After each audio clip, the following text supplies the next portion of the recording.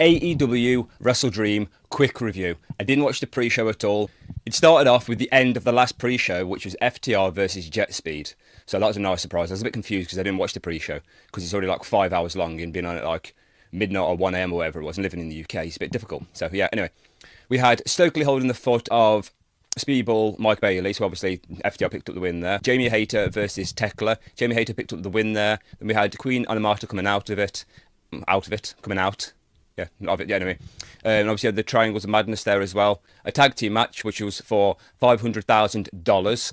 You had Jungle Express defeating the Young Bucks. They decided to basically put the hands out. Well, Jack Perry did.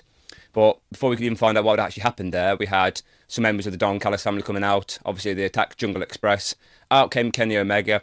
But was thinking, do the Young Bucks help them, don't they? But obviously, they walked back. And obviously, Kenny Omega, Luchasaurus, and Jack Perry of obviously Jungle Express basically stood tall at the end of it, if you want to see that. Trios match, a tornado style, to determine the number one contenders for the Trios Championship. It was the Hurt Syndicate versus the Demand. This is where the Hurt Syndicate actually picked up a pinfall victory over the Demand. Well, again, I say it like they've never done it before as well. So they are your new number one contenders for the Trios Championship, facing the Ops on Wednesday's Dynamite. Kyle Fletcher defeated Mark Briscoe, so he's now 3 for 2 in obviously their matches, but he obviously needed to cheat in some way by giving Mark Briscoe a low blow.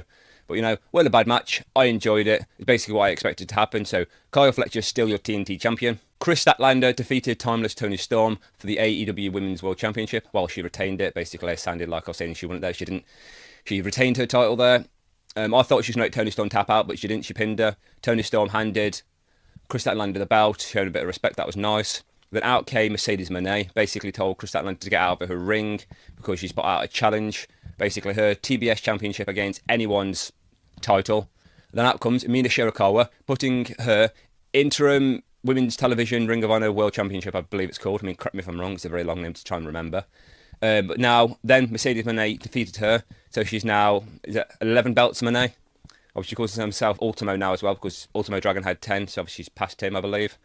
But Chris Statlander came out at the end of it as well to basically ruin her celebration, so she wants to start match against her. So will she become 12 belts, Moné? I have no idea, I have to just wait and see. Brodido defeated the Don Callis family, which was Kazuchika Okada and Konosuke Takeshita. I'm trying to learn these names, it's very difficult to pronounce those names for me. We had Bandido pinning Okada, so obviously they retained their titles in a fantastic match, by the way. Okay, so he's now got an international championship match on Dynamite against Okada, so obviously it's going to be Okada versus Bandido for the international championship.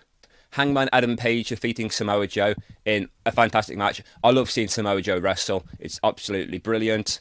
But at the end of it, though, we had Samoa Joe shaking hands with Hangman Adam Page, but then the Ops attacked Hangman Adam Page. It looks like we've got the baby faces of the Hurt Syndicate versus the heels of the Ops. So that'd be interesting to see on Dynamite. Darby Allin versus Jon Moxley. Basically, it was just like watching a version of like Hostile or Saw or Jackass all rolled into one with a little bit of wrestling in there.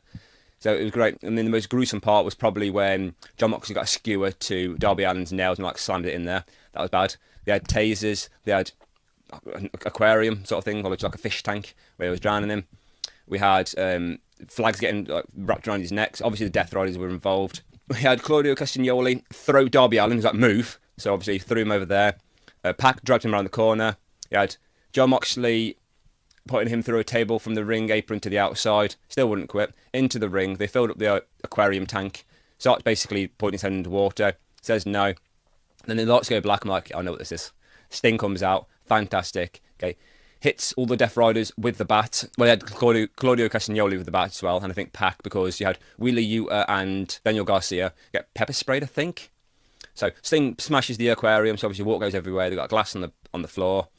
He throws her back to Darby Allin. Marina Shafir basically got taken to the back by Sting after he just carried her out. Darby Allin using the bat on Jon Moxley.